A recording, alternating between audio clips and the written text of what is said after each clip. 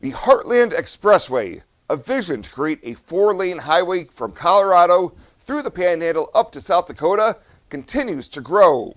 The association held their annual meeting Tuesday at the Gering Civic Center and says the idea that was created in 1988 had a milestone year in 2022.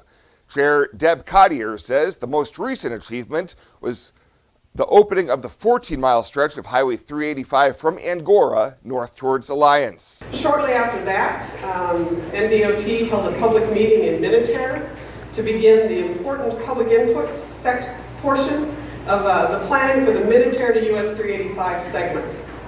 That's the next phase of the Heartland Expressway that we intend to see some activity on in the near future. NDOT District 5 engineer Doug Hovitt told attendees that next spring they will likely have decided if they will be expanding the roadway on the north side of Highway 26 or the south side of Highway 26. From one perspective, you could look and you could say, well, how much farm ground is being affected? And we could tally that number. And you could say, well, how many houses are being affected? And we could tally that number. And how many wetlands, and how many ditches, and how many bridges need to be built, and how many things need to be extended. But that doesn't necessarily tell the entire story.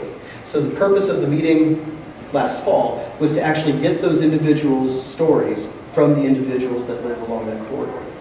Lauren Garduno, the president of the Ports to Plains Alliance, which encompasses the entire route connecting Mexico to Canada, says based on what his partners are doing on road work in Texas, he says a realistic timeline for the Heartland Expressway completion would be 20 to 30 years. Nebraska, for example, there's portions of it that have already been built out.